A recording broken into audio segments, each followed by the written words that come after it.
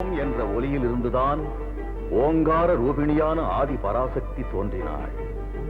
சிருஷ்டி, ஸ்திதி, சம்ஹாரம் என்னும் முத்தொழிலையும் புரிய பிரம்மா, விஷ்ணு, சிவன் என்னும் மும்மூர்த்திகளையும் படைத்தாள். படைப்பு சிறப்பாக அமைய கல்வியை வழங்கும் கலைமகளை தந்தாள். காக்கும் செயலுக்கு கை கொடுக்க செல்வத்தை வழங்கும் திருமகளை இணைத்தாள். சம்ஹாரப் பணி சக்தி மிக்கதாக அமைய மலைமகளை துணை சேர்த்தாள். முப்பெரும் தேவியர் தோன்றினார்கள். பிரம்மாவின் சிருஷ்டி தொடங்கியது. வண்ணக் கோலங்களாய் வகை வகையான கோலங்கள் உருண்டன. அண்ட சராச்சரங்கள் ஆயிரக்கணக்கில் நிறைந்தன.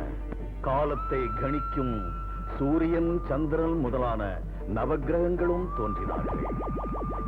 நிலம், நீர், நெருப்பு, காற்று, ஆகாயம் என்ற ஐம்பெரும் சக்திகள் அனைத்திற்கும் ஆதாரமாய் அமைந்தன. நெருப்பு கோலங்களாய் எரிந்து கொண்டிருந்த பூமி கனத்த மழையால் குளிர்ந்தது. பச்சை பட்டாடை விரித்தது போல் பூமியெங்கும் புல்வெளிகள் தோன்றின. புல் பூண்டாகி, செடியாகி, மரமாகி இயற்கையின் இனிய காட்சிகள் எங்கும் படர்ந்தன. உருவன, நீந்துவன, பரப்பன என்று உயிரினங்கள் பெருகின. கானகமெங்கும் மாறுபட்ட விலங்குகள் கோலாகலமாக திரிந்தன. அனைத்திற்கும் மேலாக பிரம்ம சிருஷ்டியின் அற்புதமாக மனிதன் தோன்றினான். மனித குலத்தின் பெருமையைக் கண்டு படைத்தவனே பெருமிதம் கொண்டான். ஆகா, அற்புதம் அற்புதம்! நான் படைத்த அண்டங்களில் எத்தனை வடிவங்கள், எத்தனை வண்ணங்கள்! நான் படைத்த உயிரினங்களில் எத்தனை விசித்திரங்கள்! யாரது? யார் என் சிருஷ்டியின் மகத்துவத்தை இகழ்வது? திருமாலா, ஏன் என் படைப்பை இகழ்ந்தீர்கள்? அதில் என்ன குறை கண்டீர்கள்? படைப்பை பழிக்கவில்லை பிரம்மதேவா. ஆக்கியவன் நீர் என்றாலும் அதை காக்க வேண்டியவன் நான் தானே. ஆகவே நம் இருவருக்கும் அதில் சம பங்கு இருக்கிறது. நிறுத்துங்கள்! நான் ஒருவன் இருக்கிறேன் என்பதையே மறந்துவிட்டு பேசுகிறீர்கள். அத்தனை சிருஷ்டிகளும் மொத்தமாக ஒரு நாள் என்னால் சம்ஹாரம் செய்யப்பட வேண்டியவைதானே. பழையன கழிந்தால் தானே புதியன உருவாக முடியும். அதை நினைத்து பார்க்காமல் நீங்களே பெரியவர்கள் என்று உங்களுக்குள் வாதாடுகிறீர்களே. நாராயண நாராயண! பரமாத்மா, நாரதன் திரிகால ஞானி, திரிலோக சஞ்சாரி என்றெல்லாம் புகழ் பெற்றவன். அவனிடமே கேட்போமே. நாரதன் உமது பிள்ளைதானே, உமக்கு சாதகமாகத்தானே கூறுவான். அப்படி பார்த்தால் அவன் எப்போதும் உச்சரித்துக் கொண்டிருப்பது நாராயணா என்ற நாமம் தானே. உங்கள் சார்பாகத்தான் பேசுவான் என்று நான் ஏன் கூறக்கூடாது? ஆக எந்த உறவும் இல்லாததால் நாரதன் ஈசனுக்கு சாதகமாக பேச மாட்டான் என்பது உறுதியாகிவிட்டது. சிவ சிவ சிவ சிவ சிவ சிவ! என்ன? நாராயணா நாராயணா நாராயணா! மும்மூர்த்திகளுக்குள்ளேயே விவகாரம் ஏற்பட்டால் யார் வந்து தீர்ப்பு கூற முடியும்? ஐயனே, நீங்கள் மூவருமே பூமிக்கு சென்று உங்களால் பரிபாலிக்கப்படும் மக்கள் என்ன பேசுகிறார்கள் என்று கேட்டால் போதுமே. மக்கள் தீர்ப்பே மகேசன் தீர்ப்பு என்கிறார்கள். மகேசனே சென்று மக்கள் தீர்ப்பை தெரிந்து கொள்ளட்டுமே. நாராயணா! புலவர் பெருமானி, செந்தமிழ் சொற்களை சந்த தேனிலே நனைத்து தந்து எங்கள் சிந்தையெல்லாம் குளிரச் செய்து விட்டீர்கள். தங்கள் திருநாவில் அந்த கலைமகளே குடிகொண்டிருக்கிறாள். தாங்கள் இந்த பரிசுகளை பெற்றுக் கொள்ள வேண்டும். மன்னவா, என்னுடைய நாவில் கலைமகள் வாழ்வதாக சொன்னீர்கள். இப்போது தங்கள் திருக்கரத்தில் அந்த திருமகளின் தரிசனத்தை காண்கிறேன். வாழ்க உங்கள் புகழ்! அரசே, சுவாமி, என்றுமில்லாத அதிசயமாய் மும்மூர்த்திகளும் ஒன்றாக புறப்பட்டு விட்டதாக கேள்விப்பட்டோம். நாமகளே, பூவுலகில் உள்ளவர்கள் எங்கள் மூவரில் யாரை பற்றி பெருமையாக பேசுகிறார்கள் என்பதை அறிய சென்றோம். இதென்ன கேள்வி! 14 லோகங்களையும் 8000 கோடி ஜீவாசிகளையும் படைத்து 4 வேதங்களையும் திருமுகங்களாக கொண்டதால் நான்முகன் என்றும், பிரம்மத்தை உச்சரித்து படைப்பதால் பிரம்மன் என்றும் பெயர் கொண்ட தாங்கள் தான் மிகவும் உயர்ந்தவர். வைகுண்ட வாசத்தை துறந்து பூமிக்கு சென்று மச்சமாய், கூர்மமாய், மதிக்கும் வராகமாய், மூண்டெழுந்த நரசிங்கமாய், மூவடி மண் கேட்ட வாமனராய், பரசுராம ஸ்ரீராம பலராமனாய், வேதத்தின் சாரமான கீதையை தந்த கண்ணனாய் அவதரித்து பூமியை காத்த திருமால் தான் உயர்ந்தவர்.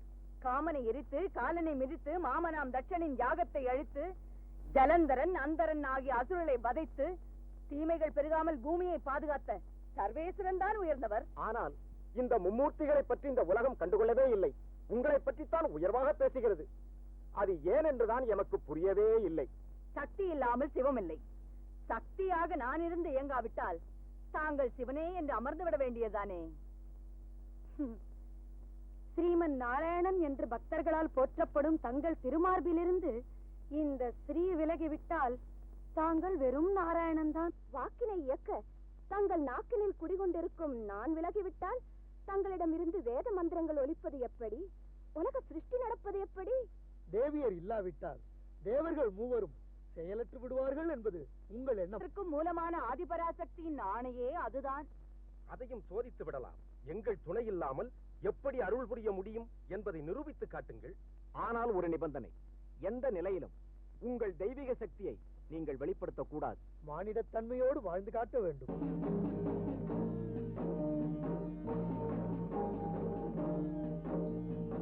இதுதான் உங்கள் ஆணை என்றால் இந்த கணமே அதை ஏற்றுக்கொள்கிறோம்.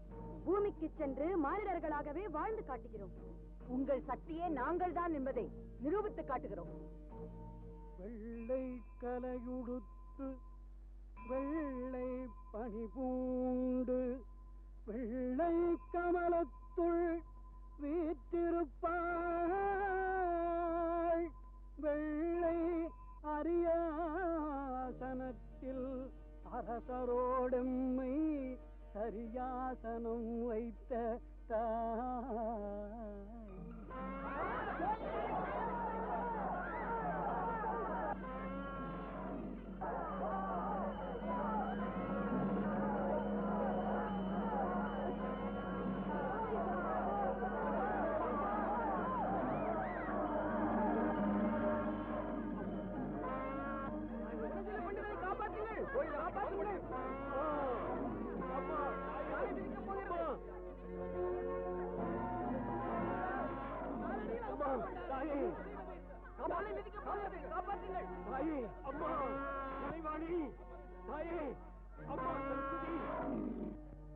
கஜானனம் பூத கணாதி சேவிதம் கபித்த ஜம்போ பலசார பட்சிதம் உமாசுதம் சோக விநாச காரணம் நமாமி விக்னேஸ்வர பாத பங்கஜம்.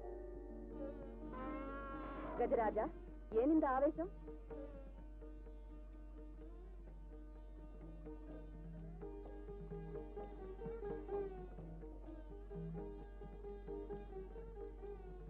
என்ன கொடுமை இது?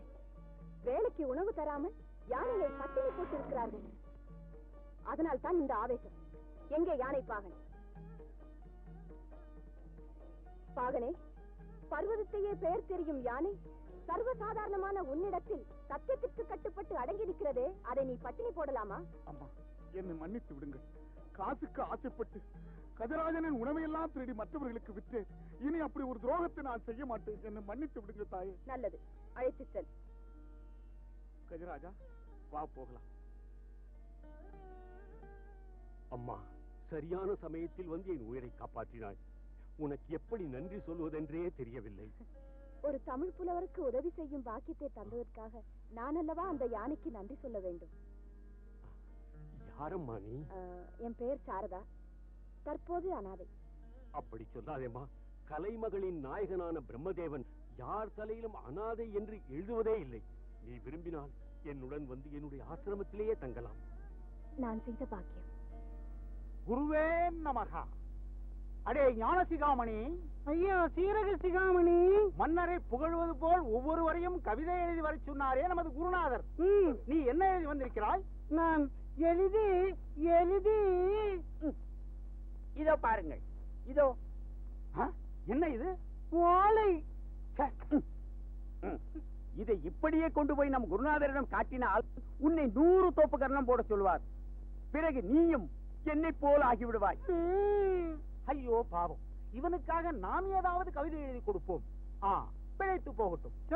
சொல்லுங்கள், நானும் பிழைத்து போகிறேன். கண்ணா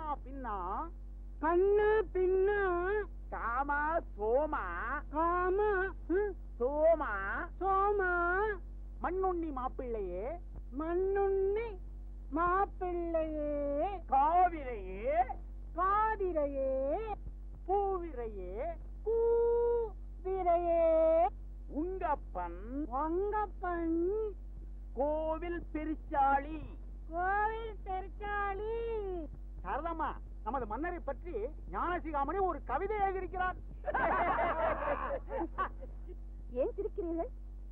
இது அருமையான கவிதை ஆயிற்றே. இதற்கு பொருளே இல்லை, இதை போய் கவிதை என்கிறாயே. கண்ணா, கொடையில் கர்ணனை போன்றவனே. பின்னா, தர்மத்தில் கர்ணனுக்கு பின்னால் பிறந்த தர்மனை போன்றவனே.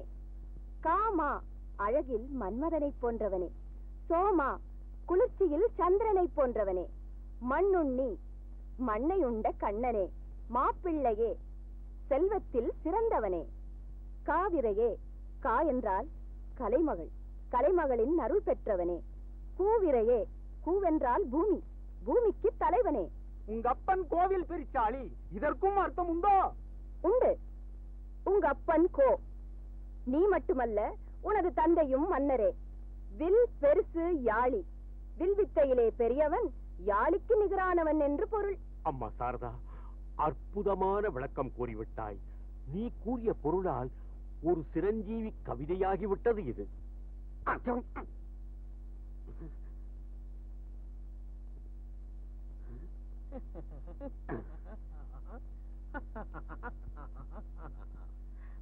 அரசவை புலவருக்கு பணிவான வணக்கங்கள். தங்களைத்தான். இருக்கட்டும் இருக்கட்டும், தாங்கள் யாரோ? நான் கவி.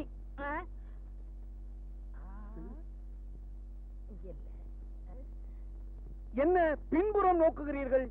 கவி என்றால் கூரா இங்கு என்று ஒரு அர்த்தம் உண்டு. அதற்கான அடையாளங்கள் இருக்கிறதா என்று பார்த்தேன். என்ன பார்க்கிறேன்? குரங்கை பற்றி நீ பேசுகிறாயே என்றுதான் பார்க்கிறார். யார் நீர்? எங்கு வந்தீர்? தங்களிடம் என் புலமையை காட்டி போட்டி போடலாம் என்றா? அதற்கு எமக்கு நேரம் இல்லை. இல்லை இல்லை, இந்த ஏழை புலவனின் கவித்திறனை காட்டி கை நிறைய பரிசு பெறலாம் என்று வந்தேன். அடே ஆசு கவி, அடே என்று உன்னைத்தான் நமது குருநாதர் அழைக்கிறார். கட்டி கொடுக்கும் கருங்காலியே, உன்னை வந்து பேசுகிறேன். உம்மை பற்றி என் குருநாதரிடம் சொல்கிறேன். அப்படி என்றால் இவன் புலவன் அல்ல, ஏடுதாங்கி.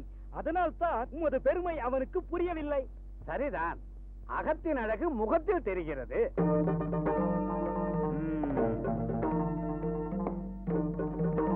தமிழே வருக, தமிழின் சுவையே வருக. என்ன அப்படி பார்க்கிறீர்? உம்மைத்தான் அழைத்தேன். ஆஹா, புலவரின் பெருமை புலவருக்குத்தான் தெரியும். ஆமாம், இப்பேற்பட்ட மரக்கட்டைக்கு கருங்கட்டைக்கு எப்படி தெரியும்? அமரும். பரவாயில்லை, நிற்கிறேன். உமது கவிதையை எப்போது கேட்கலாம்? இப்போதே கேட்கலாம். எமது கவிதை ஊற்று எப்போதும் சுரக்கும். யாரங்க? ஐயோ, ஏதாவது தவறாக சொல்லிவிட்டேனா? கவலைப்படாதேயும். உமது கவிதை ஊற்றை அள்ளி பருக எமது அரண்மனையில் இருக்கும் அனைவரையும் வரச் சொன்னேன்.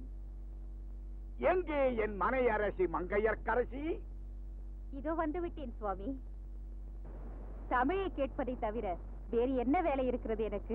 தமிழே, அமுதே, புலவர் பெருமானே, நீர் கவிமாறி பொழிவதை கேட்க நாங்களெல்லாம் காத்துக் கொண்டிருக்கிறோம். இதோ சண்ட பிரசண்டரன, சண்ட பிரசண்டரன சொல்லிவிட்டால் போதும், சஞ்சலம் தீர்ந்து விடுமே. எண்டிசை அடங்கலும் எப்போதும் அவர் பெயர் எங்கும் எதிரொலிக்குமே. மண்ணுலகம் எங்கும் புலமையின் ஒளிபரவி மானுடம் புகழ் பாடுமே. விண்ணுலக வானவரும் செவி அமுதம் பருகவே விரைந்திங்கு வரச் செய்யுமே. மாடையா சுவாமி, அவனை தங்க தாபாளத்தை வெய்யடா. புலவரே, உமது கவிதை மழையால் அனைவரும் நனைந்து விட்டோம் இல்லையா? அது கவி, எனக்கு ஒரே குளிர். அது விட்டு போய் வெகு நாட்களாகிவிட்டது. புலவரே, இன்னும் ஏதாவது சுரக்குமா? சுரக்கும். கையேந்தி புலவரெல்லாம் வள்ளல் முன் காத்து நிற்பார். கை நிறைய வழங்கிடும் வள்ளல் ஓர் புலவர் அன்றோ. கர்ணனே உமை கண்டு கொடை செய்ய கற்றான் என்றால் காசினியில் உமக்குவமை உரைக்க வேறு ஒருவர் உண்டோ? ஆஹா, தமிழே,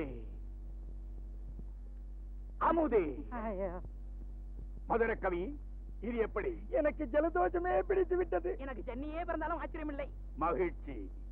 அடே, உண்மையல்ல, அவனை வெறும் தட்டை வைத்திருக்கிறாயே, பொற்காசுகளை கொண்டு வந்து கொட்டு.